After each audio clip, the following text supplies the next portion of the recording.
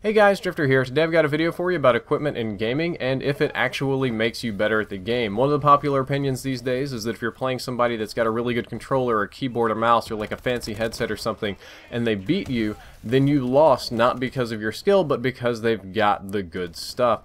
And in short, I really don't think that having all the equipment in the world makes you a good gamer. I don't think having headsets, keyboards, mice, chairs, I'm sitting in a chair here, a gaming chair, none of these things are going to inherently make you a better gamer, nor is having good internet. I know that's a very popular one too, but this one came to me from Twitter, and I'll tell you about that in a second, but I should probably talk about the gameplay before I get ahead of myself. The gameplay down here below me is me using the MP11 Squeaker, playing Momentum on Comeback, and it's a pretty short game. Then we're going to swap right over to using the ARX 160 with a silencer, which is a terrible suggestion, but I just wanted to use it to show you that I could do it, and I earned a Goliath, not in a care package, just on my own, playing Hardpoint on Biolab, which is a terrible map for that gun, and I just wanted to kind of show you that skill outweighs equipment or loadouts or really anything like that. But anyway, a fan sent me a message on Twitter asking if it was worth it to spend the $800 that's necessary to get into pro gaming. And I was kind of scratching my head, and I was like, dude, what are you talking about? Why, or what league or ladder are you trying to get into here? And he explained to me that he wanted to go gaming. This is Call of Duty, so it's console-based. The PC is a little different equipment. But in order to go pro, he felt that he needed to spend $800 worth of stuff on controllers and headsets and other, little accessories here and there, or he would not be able to compete at the same level as the pro gamers. And this is a kind of attitude that I see down in the descriptions in the comments, like, oh, these people are only good because they've got fancy cheater this or amazing product that, and it has nothing to do with their skill. And it was kind of confusing, but I've seen this attitude before, and I had to tell him no, that you definitely don't need that. The only thing that you need to do competitive gaming is time, patience, persistence, and thumbs. Well, actually, some people play without thumbs, so maybe not even those, but it's a matter of your ability and not the equipment that you have. There are two reasons. There are two reasons why this exists. Number one is that the gaming space has always been filled with accessories, going all the way back to like the Game Boy and the NES. There were just crazy bananas over-the-top accessories that you could purchase anywhere that would improve your gaming experience, because almost initially after gaming became a thing, marketers and companies and corporations have discovered that gamers are very susceptible to advertising, more so than normal. They're very susceptible to hype, and on top of that, they also are easier to kind of nickel and dime, or they have a high propensity to spend on small items. This is where micro DLC, DLC in general, expansion packs, you can kind of go backwards from there. Yeah, it started with expansion packs, then we had DLC, then now we have micro DLC, now we have like micro DLC and like investments and all sorts of crazy stuff, all the hats in Team Fortress and gaming. But the accessory market was essentially the same. Companies found out that somebody that's willing to spend a couple $100s on a gaming PC or a console or a nice monitor is also just as likely to spend that money on nice headsets or nice controllers or a gaming mouse or like a keyboard with extra functions or something like that. And it was a market, it was a space, and companies and capitalism does what they do, and they flood into that space and they try to make as much money as possible. Part of this is marketing. You have to market your product. Everything you do, YouTube is largely marketing. Like it or not, the advertisements on this video is marketing, and I'm part of marketing if I don't like it.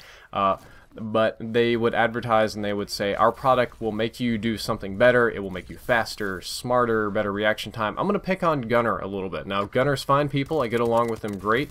I have a little pair of Gunner optics here. I usually put these on when I play League of Legends, and I don't know if their current marketing says this, but some of the older marketing would say stuff like, put on Gunner optics and you will get like better reaction time or like clearer vision, or your skills will go up, essentially was the end of it. And of course, that's not true. Putting on glasses doesn't make me like Super Saiyan awesome, like blowing out yellow hair Goku style all over the place. I mean, I wish it did. I probably rock these all the time, but that's just not part of the real world. That's not how that works. And you can see the same kind of marketing with a lot of other companies. Controllers. Now, controllers, keyboard, and mice are ones that I will add a little asterisk by, that they can actually improve your reaction time simply because they're mechanically better built, or they have things in different locations, but it's not the difference between night and day. It's like not the difference between Jimmy No Thumbs and pro level. If you have skill, if you play at a high level and you know how to utilize these things, you can make really, really good work out of easier or better placed buttons. However, if you're a bad kid and you have no thumbs and you don't know how to aim and play, loading you down with all the equipment in the world won't help. I'm getting a little bit off topic, so I'm going to rotate back to where I was going.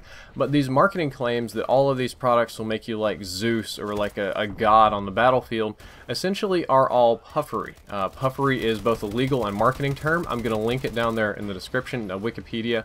Puffery is basically like when you see an advertisement, it's like America's favorite movie, or you see another advertisement, it's like 4 out of 5 moms choose whatever, or better than the other leading brand, or like the best cereal ever, or just little things like this. You see it all the time, companies claiming to be the best, that their product is inherently better, and the claims are really bold. Like, clearly this can't be the best cup of ramen noodles in the world, this is not the best couch ever manufactured in all the universe, and the claims are so bold that it was determined in court, mind you, that nobody should reasonably believe these claims. No reasonable person would ever believe these things, and it was just considered mere puffery. So a specific marketing claim like I'll pick on keyboards. Our keyboard presses 80% faster than the leading brand. They have to prove that the presses are like 80% faster, but if they say that our keyboard is better than the leading brand, well, that's a very vague kind of statement. You can't really prove that one way or the other, so that'll work.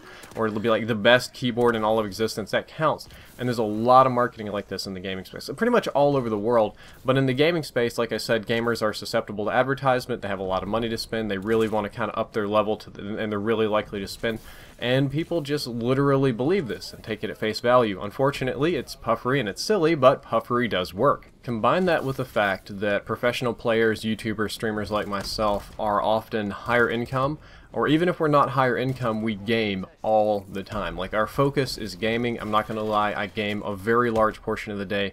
I'm at the computer a large portion of the day. So a disproportionate amount of my income is going to be spent on accessories that make my life easier. Like, I'm just, again, throwing out products here. I sit in a gaming chair. This is a DX Racer gaming chair. It's an expensive chair. Truly, it is, but it's very comfortable. In my case, because my butt has to sit here 8 hours a day in this chair, I want to get the most comfortable thing I can regardless of price. Now, you can do this. I have like all Razer keyboard and mice. I've got a fancy condenser mic. I've got Astro headsets over here. I've got a SCUF controller. I have really good internet. I chose the house based on the internet and all these sort of things, and I play well. Oh, I think I do. A lot of you think I play terrible, but you could we'll just apply this to somebody that you all agree plays well, who's, I'll just pick on Nameless. Nameless NV has all of the exact same things that I do, and he unarguably plays very well as a pro player.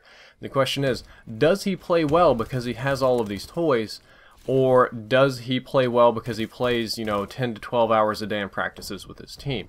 The answer to anybody that watches is pretty obvious, that he plays well because he plays 10 to 12 hours a day, practices with his team, and goes really hard. All the toys, all the accessories, all the things that he bought are quality of life items. They're designed to either raise his skill cap by giving you more options in gaming, and again, it's not like crazy Goku level, it's just like tiny, like if I'm playing at 98 proficiency and he gets a new toy, it'll move him up to like 98.5 and he'll slightly out edge me, and then I'll get the next toy and we'll kind of ratchet it on up. We're talking like millimeters here. I'd liken it to Breaking Bad, how they talk about, you can get 97% pure meth for, $200, but if you want 98% pure meth, man, you got to drop like $600. You're just kind of, your margins are getting crazier and crazier there, but they play at that level, and that's kind of what they do.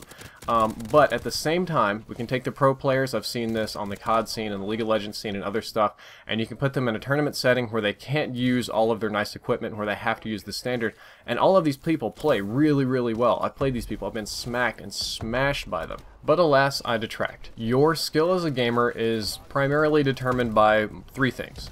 Number 1 is your reaction time. Most games these days, very fast-paced. You have to have good reaction time. That's how it works. Number 2 is your ability to think and make good decisions. Not only do you need to be able to think fast, because that factors into reaction time, but you need to know how to react appropriately, either through practice, or some people are just like little wizards. Some people have great intuition and they play pretty well at any video game. And thirdly, your skill as a gamer is knowing how to adapt to the enemy and work with your team. This is a very vague sort of synergistic thing that I'm throwing at you here at the end, and it ties in with the other 2.